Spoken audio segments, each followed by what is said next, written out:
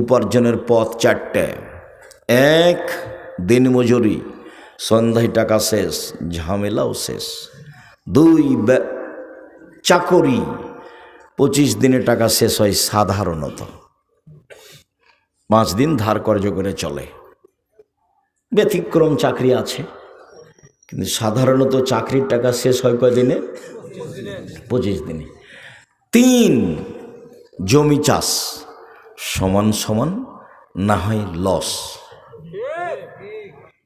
এই হলো জমি চাষের ফল। 4, ব্যবসা। তখন আল্লাহ রসুল বললেন আত্তাজির আস-সাদুক আল আমিন এখনো ইয়ামাল কিয়ামা মা শুহাদা সিদ্দিকুন আল আম্বিয়া, সত্যবাদী বিশ্বস্ত ব্যবসায়ীরা বিচার মাঠে নবীগণের সাথে জান্নাতে থাকবেন। এই আবার কেমন কথা? এটাও তো অবাক। কেমন অবাক শোনেন। একজন সাহাবী রাসূল সাল্লাল্লাহু আলাইহি সাল্লামের কাছে রাতে ওজুর পানি আর মেশক নিয়ে গেছেন। উনি বলছেন যে ফাআতাইতুহু বিওয়াজুইন ওয়া হাজাতিহি, তার ওজুর পানি এবং তার প্রয়োজনীয় জিনিস মেশাক কিছু আমি নিয়ে গেলাম। তিনি এটা দেখে এত খুশি হলেন, খুশি হয়ে আমাকে বলছেন সালমা শেতা, আমি তোমার কাজে খুব খুশি হয়েছি, চাও যা চাইবার চাও। মালিকেরা অধীনস্থ লোককে এভাবে বলে খুব খুশি হলে। যখন একটা ছোট কর্মচারী আহমদ জি উপস্থিত, আহমদ জি উপস্থিত বলার সাথে সাথে দৌড়িয়েছে উপস্থিত। আর একটা কর্মচারী খালেদ নেই, খালেদ নেই, খালেদ নেই। কিছুক্ষণ পরে এসে বলছে স্যার ডাকছিলেন আমাকে। ওই যে তোর হবে না রে, তুই যা। তো মুহাম্মদ সাল্লাল্লাহু আলাইহি সাল্লাম তার অধীনস্থ লোকটার প্রতি খুশি হয়েছেন। খুশি হয়ে বলছেন সালমা শেতা, তোমার যা ইচ্ছা চাও, আমি খুব খুশি হয়েছি তোমার এই কাজে। তখন সাহাবী বলছেন আসআলুকা মুরাফাকাতাকা ফিল জান্নাহ, আপনার সাথে জান্নাতে থাকতে চাই। তো আল্লাহ রসুল বুঝতে পারেননি যে এই কথা বলবে। আল্লাহ রসুল তার গায়েবের খবর জানেন না। মওলানা সাহেব এসে নাই আপনাদের সামনে এমন বক্তব্য দিলেন, বক্তব্যতে বললেন যে কে বলছে হাত তুলে দোয়া করা যাবে না। কত হাদিস আছে, বই পুস্তক খুলে দেখালেন। কেউ যদি বলতো যে মুফতি ফাইজুল্লাহ হাটহাজারী চট্টগ্রাম আজ থেকে নিয়ে 50 বছর আগে বলেছে নামাজের পরে হাত তুলে দোয়া করা বিদাত, স্পষ্ট শরীয়তে, এ উজ্জ্বল শরীয়তে জামাতবদ্ধভাবে হাত তুলে দোয়া করার কোনো হাদিস নাই, জাল হাদিস নাই, ভুয়া হাদিস নাই, বানানো হাদিস নাই।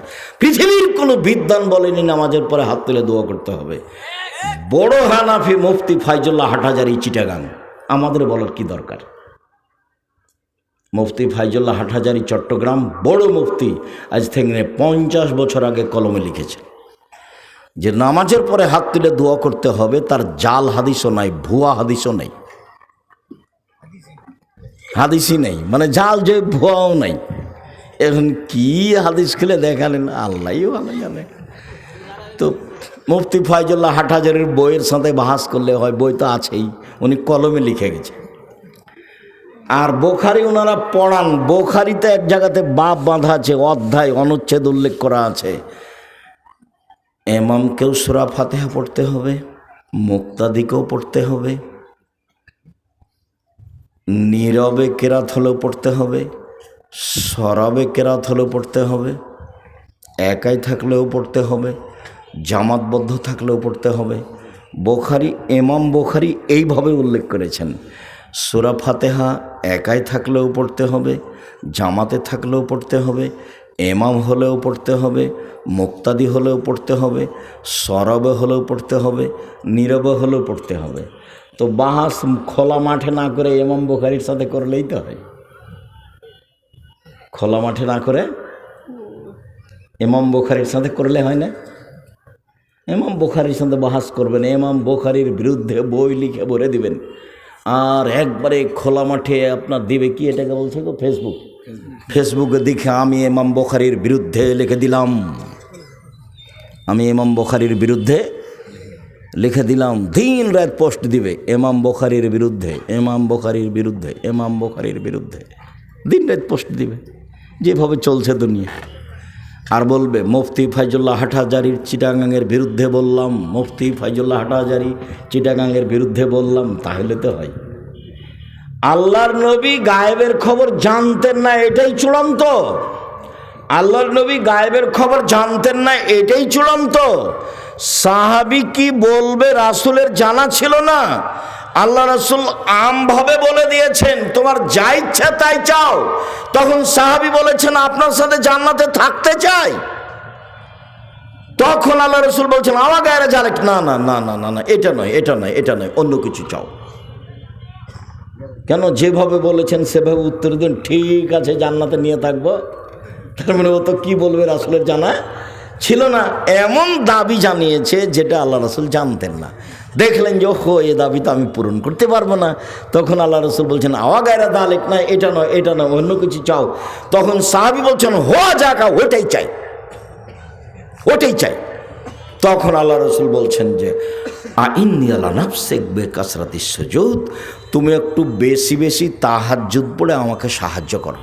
মুহাম্মদ সাল্লাল্লাহু আলাইহি ওয়াসাল্লাম বলছেন আমাকে সাহায্য করো বেশি তাহাজ্জুদ পড়ে, আমি তোমাকে জান্নাতে নিয়ে পাশে থাকার চেষ্টা করব। আর এখন আল্লাহ রাসূল বলছেন সত্যবাদী বিশ্বস্ত ব্যবসায়ীরা নবীর সাথে জান্নাতে থাকবেন। বহু বচন বলেছেন নবীগণের সাথে, সিদ্দিক সোহদাদের সাথে। ব্যবসা কি জিনিস? অবাক কথা। ব্যবসা কি জিনিস?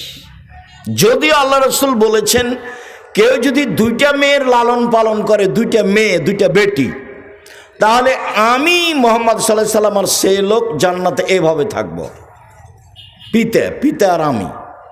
তখন আঙ্গুল দুটো জমা করে দেখালেন এইভাবে। তার মানে একসাথে লেগে থাকবো সেই পিতা যেই পিতা দুইটা মেয়ের লালন পালন করে। তো আমরা তো আর বুঝতে পারিনি লালন পালন কি জিনিস। তখন আল্লাহ রাসূল বললেন পৃথিবীর মানুষ শোনো, পিতার লালন পালন মানে হলো এক, আল্লামাহুন্না, মেয়েকে বিদ্যা শিখিয়ে দিল। দুই, আদাবাহুন্না, মেয়েকে শিষ্টাচার শিখিয়ে দিল। তিন, আহসানা ইলাইহিন্না, মেয়ের সাথে ভালো আচরণ করলো। চার, জাওয়াজাহুন্না, মেয়ের বিবাহ শাদী দিয়ে দিল। সেই পিতা আর নবী একসাথে এভাবে থাকবেন। তবে একে বিদ্যা শিখিয়ে দিল, ভালো কথা।